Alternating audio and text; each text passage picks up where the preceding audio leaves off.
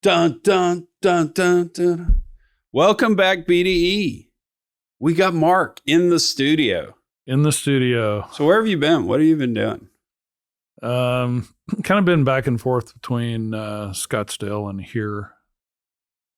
Just hanging out there for a while. Have you been to F&B yet in Scottsdale? F&B, what is it? So F&B is the abbreviation for food and beverage. Yeah. Have you been to that restaurant yet? I have not. I'll You have have to check not. it out. So I'm going back in a week. Won a James Beard Award like 3 or 4 years ago, maybe even more, maybe 7, 8 years ago. But anyway, I've been to Scottsdale twice, once for the Super Bowl and another just for the weekend. Ate there both times. First time I ate there, top 5 meal in my life. Really? It was that good. I think I've seen it. It's kind of down an alley. Is it off Scottsdale Road? I don't know. I don't know Scottsdale well enough. I don't drive when I'm in Scottsdale. I would definitely be Uber given my blood alcohol content. But anyway, it's stunning. Found some really good Tex-Mex, and actually it's kind of in Paradise Valley. It's called Julio G's. No way, really? Like true Tex-Mex? Yeah. Cool. Yeah. I was impressed. Awesome. So I went to Twitter or X and read all up in real time, given that we're going to talk about Trump and tariffs. And, it's kind of lay it on us. Yeah. Well, now you go, dude. My only point is that's quite a dynamic story that anytime Trump and a tariff comes out. Yeah. And, most of the focus was on what's it going to do to energy, particularly crude, and converging with this was forget what they call the committee, the OPEC Market Monitoring Committee, in anticipation of what they could possibly do, just given all this arm twisting that we've seen emerge since Trump took office. But I think, as was expected, I think Dan Pickering described it. He was on CNBC last night as kicking the can down the road. They had good compliance. In fact, I was jumping around here on the order of the topics, but they replaced the EIA and Rystad as their data sources for monitoring, particularly the member countries' production stats. And what did that do? Because I'm not sure I recognize the replacement companies. Just I don't know these companies well. I have heard of OilX, which I think has got a pretty sophisticated data infrastructure and technology. That's based on clearing out the cobwebs 3 or 4 year ago conversation about when I think they were standing up then. So I think they look at that as, and this is just pure speculation, as more granular, and if there is such a thing as real-time monitoring of production data using a triangulation of all kinds of sources. I think it's probably a decision based upon timeliness and data quality. And potentially first reaction is, in the headline, great, they've replaced the EIA country data source, and that's political. I don't think it is. I think it has more to do with they've just decided we like the Kepler, KPLER, and OilX data sources better. No further explanation given, but that's my sense. Yeah, the interesting thing about he slapped a 25% tax on, or tariff on, Canada, 10% for energy, and then 25% on Mexico. Mexico's president called this morning, and supposedly they have a deal. She's going to send troops to the border to shut down 10,000, I think, National Guards folks to shut down. I mean, the question is, one, how effective are they really going to be against the cartel? Wasn't that a very politically nice way to put it? And then number two, how permanent will that be? Because supposedly anytime we ask and threaten anything. Mexico does it, but then it's short-lived. Yeah, and the Canadian tariffs were ostensibly leverage for stopping or severely restricting the flow of illicit drugs, particularly fentanyl, across the border. And I saw someone say that ICE only recovered, or DEA only recovered, like 43 pounds of fentanyl crossing the Canadian border in 2024. 43 pounds doesn't sound like a lot, but when you look at what a 2 milligram lethal dose can do, if it's in its pure form, that's almost 10 million people. That's a lot of people that it can kill. Yeah. So, yeah, I mean, this is, more muddying the waters around energy, crude oil, and energy stocks. The fundamental fact remains that, we've got a market that on the crude side that's in fairly precarious or tenuous supply-demand balance. We're sitting here at 72. I think we traded well north of 74 overnight, and it's backed off on the news or the announcement of this 30-day delay in the Mexican tariffs with the deal making that President Trump and Mexico's President Sheinbaum got some concessions on from the U.S. side. Look, you need to do something about the flow of arms and weapons. Guns. And from what was our program that Obama started that sent the guns into Mexico? What was that called? I'm rewatching all the Narcos Netflix series, so I'm I'll look it up I'm while a little you're talking. influenced by the dramatization of all that. Kind of watching them in random order. I'm back to the Pablo Escobar days. I've never watched that. I've heard that's a great show, though. Got to watch it in subtitles unless you're bilingual. But it's really good. Is it? They're all really good, I think.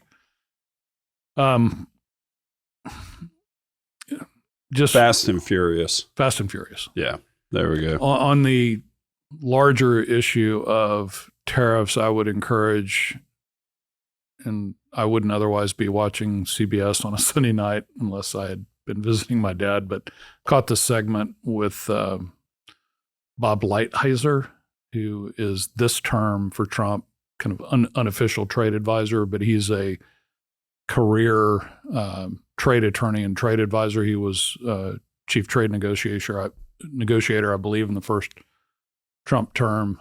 And there's just a good kind of discussion back and forth on tariffs and, what we're trying to accomplish here.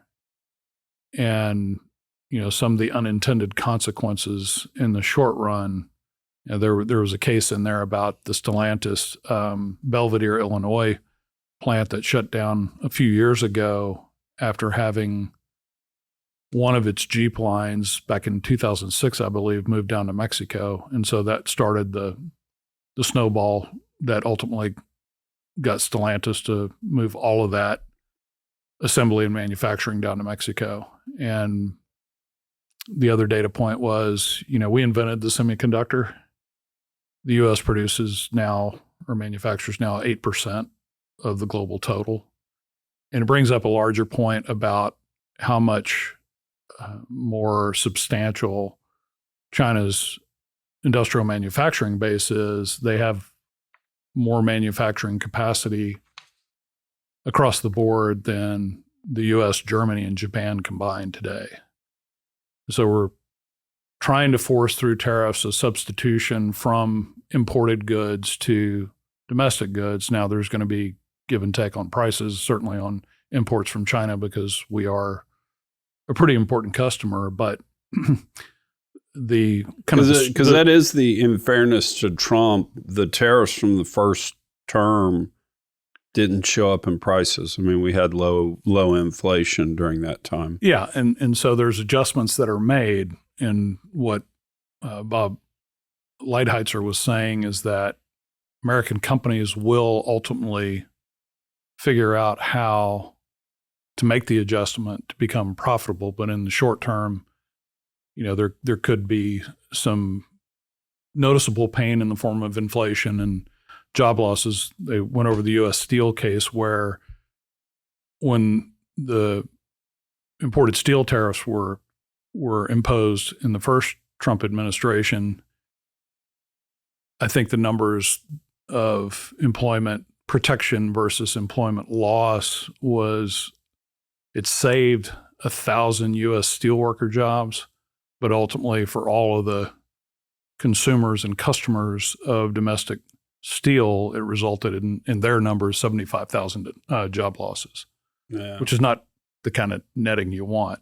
But it's really, at the most basic level, an attempt at resurrecting and catalyzing the rebuild of the industrial and manufacturing base to be competitive in producing domestic goods and products and equipment that are otherwise, a big part of the imported supply chain. Yeah. Thing I found interesting, and I need somebody to explain this to me, maybe Rory or who come on the podcast or something, but basically a lot, and I'll just use that in quotes because I don't know what the exact percentage is, but the oil produced in Western Canada getting to refineries in Eastern Canada comes through the United States in a pipeline system. There's some small pipelines that you can get from Western Canada to Eastern Canada. There's a little bit of a rail option there too, but for the most part, you're pumping it through the United States. So, but most of those projects that were conceptually intended to direct link Western Canada with the more eastern province refining and consuming areas all ultimately didn't happen, or most of them ultimately didn't happen, certainly not at the capacity they need if they're traversing a lot of their crude from Western Canada and having to cross the border and then recross the border to get to the refining centers.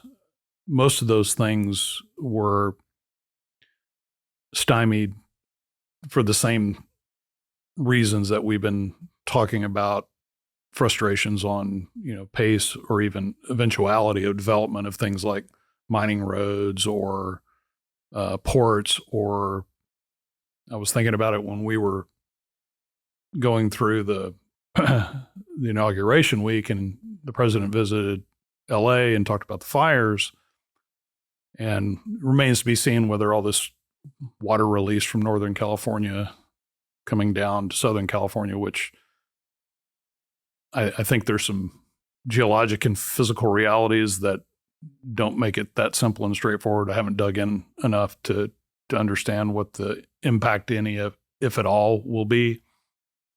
But the Coastal Commission in California, this has been at least a year and a half, 2 years ago, kind of put its final denial or ruling out of a major desalination plant on the coast is either Manhattan or Huntington Beach, which,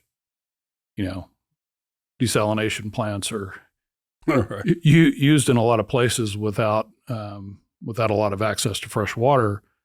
And certainly it's a viable technology, can be done at scale, but that's something that could have been in place 10 years ago. Now, whether that would have made kind of the reservoir or available water difference, but it is a pretty significant option that has been considered and ultimately rejected. So here's the get out question. So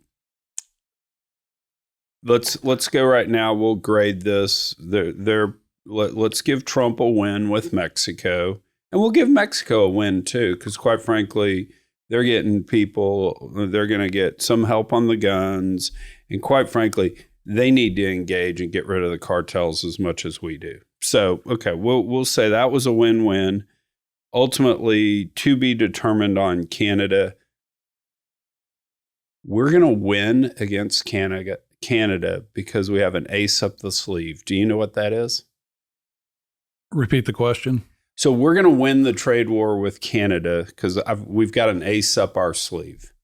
We have a heavy, heavy hammer to play if we want. Do you know what that is, Mark Meyer? I'm not going to answer because you'll just say wrong. This is another one of your trap questions. Fair enough.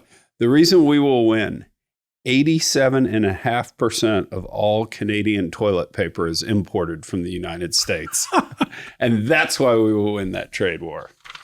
All right, tell me what's going on in the UK. Well, just to finish up on this as it relates to things that we spend most of our time focused on, this is just added kind of, it's muddied the waters, certainly around the commodities. I think if you look at, we've talked about it before, as far as OPEC is concerned, Russia needs higher as opposed to lower prices because its ability to fund the war machine is disproportionately dependent upon strong global crude prices. They're going to find a market mostly in China for those sanctioned barrels. And then two, is this enough of it? I think it just adds more uncertainty on the equity side to a group that is, you can argue until you're blue in the face that, and Dan said it last night, he said, energy stocks are value plays in the midst of a huge momentum market. And so this doesn't take something like DeepSeek to maybe jolt the tech sector a little bit, but there's not any improved clarity. In fact, that it reduces clarity, which I think makes the equity side of energy stocks, continue to be a tough slog despite very attractive valuations. Exxon beat across the board on Friday, Chevron missed, and so more of the same. And I've used this term occasionally is tedious, and so the focus is going to continue to be elsewhere. And so I think we can expect more of the same in the way crude and energy equity markets have been behaving here for seemingly forever. They always got a reason to hate us. There's always 2.5 to 3 million barrels of OPEC supply. The thing that could dislocate things is some material supply disruption, and we've been through a lot in the last 3 years, since actually the last 4+ years, and we haven't. The markets have continued to shrug that off. Yeah.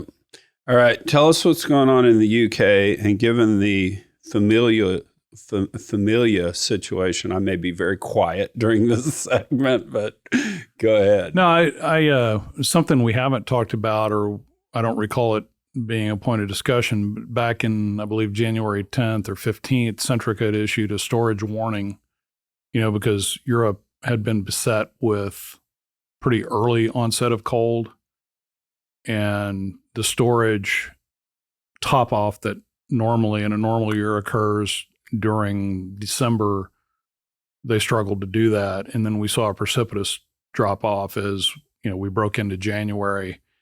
And when Centrica issued that storage warning, I didn't realize the disproportionate scale of storage across Europe by the major players, but the UK has 1/7 the storage capacity of Germany. And so their days of demand cover went down to as low as 12 days. And so, that's a pretty thin margin. And now we've got this, early mild start to February, and some of the headlines today were, looks like, a mild or warmer than normal February is going to kind of bail things out. Part of this weather pattern, we can ask our good friend Chris Martz to provide expert commentary. I read something about the North Atlantic Oscillation potentially setting up another period of Dunkelflaut or doldrums, which certainly impacts Germany because of their reliance on wind generation. But you've got, kind of what's the path forward here? Are you going to continue to play the weather casino year after year, winter after winter? And with what's going on here politically and competitively in the U.S., both as regards energy and tech. And Bloomberg had a piece out on UK Prime Minister's pronouncement that we want the UK to be an AI superpower. And the analysis of the piece was really centered on the argument of, how can you do that if you basically can barely keep the lights on? Yeah. And so it's a good question We'll about just import more from France and 30% of the UK power is still gas fired generation. So get roughly 50% of it from domestic supplies, mostly North Sea. So it'll be interesting to see what happens here, because UK consumers are facing another rate increase that I believe started last month. I think on the order of something between 1% and 2%, on top of what we've seen since the real abyss of the energy crisis 4 years ago. Can they turn that around and create more security around certainly a fuel that is still a very prominent part of the UK, both generation and heating stack. And it's crazy over there because they've done way more with smart meters than we have. I think I've told you that when we go over to the girlfriend's hometown and we go over to her best friend's house, I mean, you got the meter sitting there right there watching it. No, it's expensive. Let's turn down the heat, or it's cheaper. Maybe we can warm it up. So I just kind of throw that out there because I want to tell the story about standing in front of a friend Lucy's house. And I must have been shaking. And Laura came up to me and kind of hugged. Oh, how's my sweetie? I was like, I just want to go home and get a taco where it's warm. So they cannot afford to be without their natural gas. The AI pronouncement was like, come on. Seriously? I mean, I know that sounds great, but it's all powered off electricity. And I hope we in the United States learn this lesson too, and we've got to build energy infrastructure to keep up with it so we can have AI. Yeah, and you don't want to cede that to the Chinese and the Russians. To your several months ago point, talking about how the political leverage really resides with big tech. If they want to get it done, it's going to get done. And so I think Chevron being the most recent player to announce large-scale generation plans, which are heavily concentrated natural gas. The point is that they see the opportunity. You get some regulatory relief, and a lot of this is going to be behind the meter stuff, which we also addressed last week with some of the other announcements that have cropped up. But there's just, I don't see how this arms race, at least in the next 5 years, is one that you can even enter, much less win, without having the magic molecule, because it's scalable, it's reliable, it is cleaner than coal. China's going to power the vast majority of its part of the AI arms race with coal-fired generation. They're still building or commissioning 1 or 2 a week. And so, what path do you choose? Look, if you want to be an AI superpower, you better think hard about reversing your energy policy. Yeah. Oh, by the way. And it's going to take you, 10 years to get nukes built? Yeah, at least. By the way, Duke's Hotel is undergoing a major refurbishment. So the hotel is actually closed, but the bar is still open. As long as the bar stays open. And don't refurbish the bar. If I've got a video. Definitely don't mess. Yeah, don't touch do not the bar. mess with the martini recipe. All right. Bud Brigham is just baller. Let's just cut to the chase. Go How ahead. cool is it? So a conveyor belt. And you use this stuff in mining, so you're in the middle of the Congo, you'll build a conveyor belt to get from here to there because you got terrain you got to get over and all that. He's doing it with frac sand. and it's literally 42 miles. So he's going from basically Kermit into Lee County, heart of the Delaware Basin, to do this. 13 million pounds a year it'll move. You can offtake the sand at any point. And how crazy is that? And they have something like, I think the number is 86,000 pounds of dry storage along the route. I don't know what intermediate or transshipment sand storage looks like, but it's a pretty ingenious $400 million, right? It's all electric. You reduce traffic, which is a big safety and congestion problem in that part of the world. Trucks are a nightmare. Sand trucks, especially. Yeah. So, yeah, I called it the 42-mile roller coaster. But this was in a January feature, and at least the piece that I saw was tipped off by some Twitter threads this past weekend. I hadn't seen it, but it's supposed to be online in the fourth quarter of this year. Hey, bud, we want to come out and we'll bring a camera crew and we want to shoot it. I mean, let's go out there and let's do a BDE. Ride it.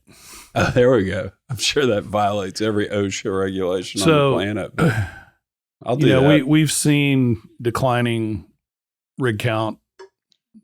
What did we see? The contemporary peak, I believe, was September of 22. So rig count's drifted down, not an insignificant amount since then. We've gotten more efficient. We're drilling longer laterals. The conversation has moved pretty substantially to 4-mile laterals. And so against that backdrop, since 2019, sand volumes are up 50% against, what conventional wisdom before we started counting frac fleets and completed stages or effective frac length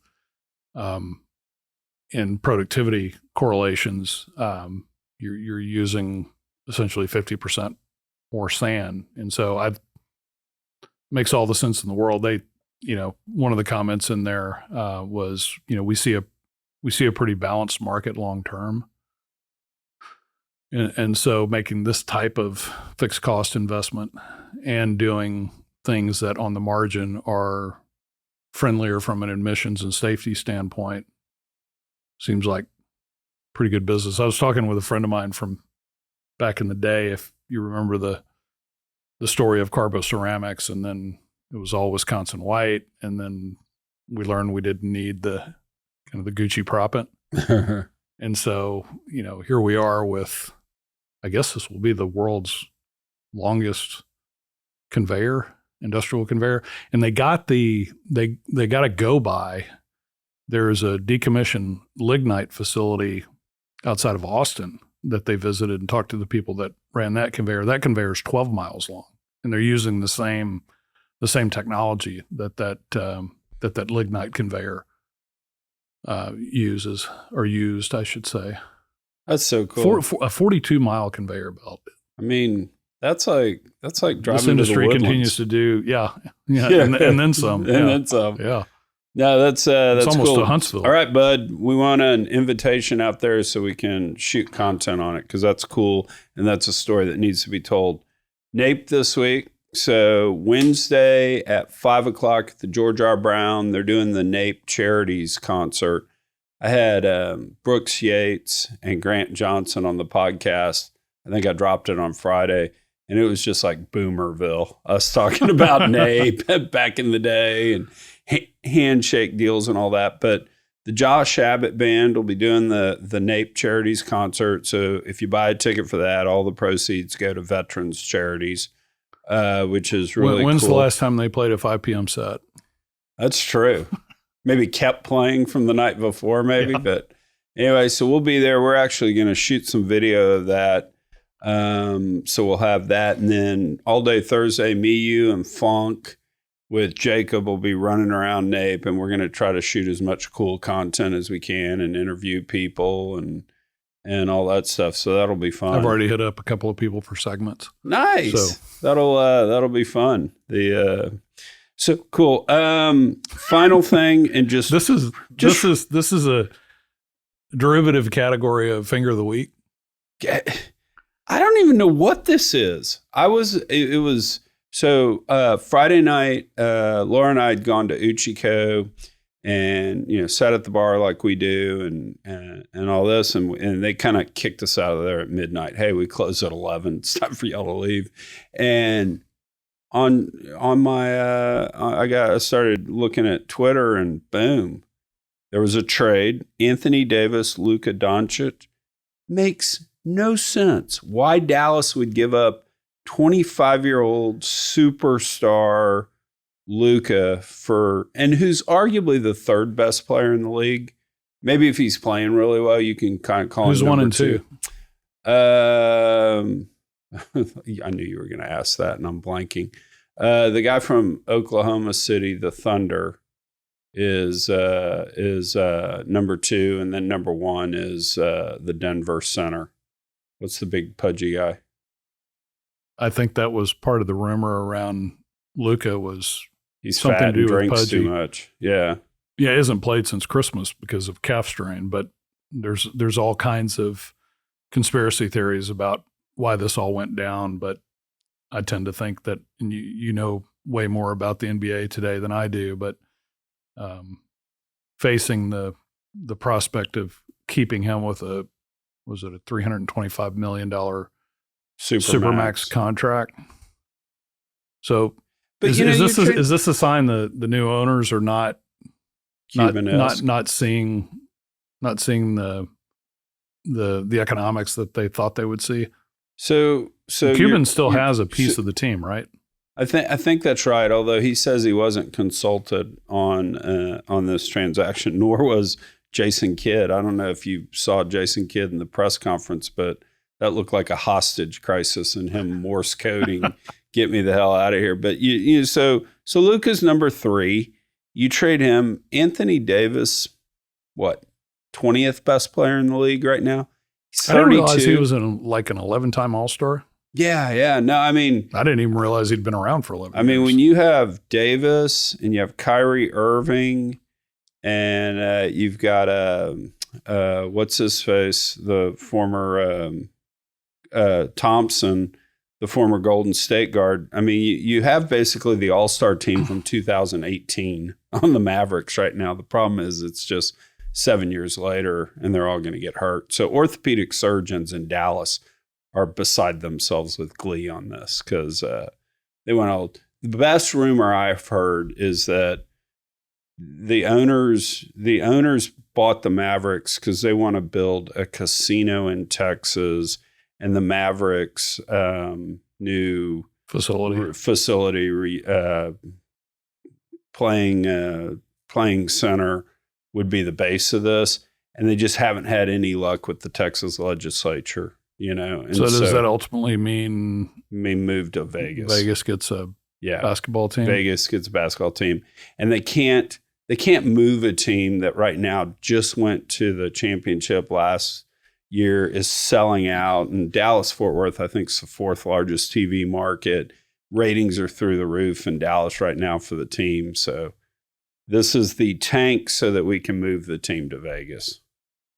Yeah, I think you're going to see a lot of pro sports franchises moving around for this type of opportunity. I heard something this morning that Barry Larkin, who's a Hall of Fame shortstop from the Cincinnati Reds, has joined an organization in Orlando that is trying to bring a major league team to Orlando, which I didn't realize kind of the TV market that is Orlando. They don't have an NFL team. They do have an NBA team. Yeah. Right. So I think you're going to see a lot of jockeying and competition where we'll see some surprising moves. I hope the Mavs don't move to Vegas. Yeah. But maybe Dallas will know how Minneapolis felt when the legendary North Stars got poached to move to Dallas. Right. Big event this weekend. What is it? The big event this weekend? Yeah, coming up. The Super Bowl? Wrong. Ah, there you go. I knew it was a setup. It was a trap. There we go. Pitchers and catchers report this weekend. Oh, nice. There you go. And I'll be back out in Scottsdale for Oh, that'll part be of the perfect. Cactus League. If you've never experienced spring training in Arizona, it is a fantastic experience. We did with the kids because we were Astros fans and they were always in Kissimmee. We used to do that periodically. Yeah, with but the it's kids. humid and it rains a lot. Yeah, but it was still cool to go to. I mean, the laid back vibe you can do where you can actually talk to the players and stuff, I think is really So cool. who are you taking Sunday? I just Repeat or how can you bet against the Chiefs at this point? They just seem to be a team of destiny. As soon as I say that, I've jinxed them. Plus, I hate the Eagles. I can't say I like the Cowboys. That's right. I can't say I like the Cowboys much have anymore. we talked about what's his name? The head Schottenheimer? coach? No. Did you see the memes popping up after the Doncic trade? Oh, yeah. Jerry Jones and Stephen Jones were just gleeful because now we're not the stupidest GMs on the planet. We're not the stupidest GMs in Dallas. I did like the trade. I saw a meme somewhere that said this Mavericks trade is so bad that it must whoever the GM is, I forget what his name is, Harrison must be up for chief trade negotiator for Donald Trump. So. Yeah, and there's kind of the NBA conspiracy theorist about, not really surprised he ended up with the Lakers. Yeah. No, everybody kind of the way you need to start thinking about the Dodgers. Yeah. As well with their $1 gazillion payroll. Yeah. So. Exactly. All right, we've got one last thing, and I sent the video, so hopefully it doesn't have the best audio on it, but our biggest fan at BDE, local Richmond police officer Vlad, who listens every week and each morning at coffee gives me notes on the show, what he likes, doesn't like, was actually awarded Officer of the Year by the Richmond Police Department. So congratulations to Vlad, and we've got a statement from Vlad that we'll pay now. Meeting Vlad is on my bucket list. There we go. We'll do that. All right, Mark. Good seeing you. Good to see you. Back Take next care. week. So, Chuck asked me for a recognition speech. The only thing I have to say, I received the award, but they're wrong on the award. They gave me an award for the best officer of the year, and they're wrong. I'm the best looking officer. Okay? So I need to send the award back, or maybe I can put a piece of tape to cover officer of the year for the best looking. I didn't have your name on there. That's it.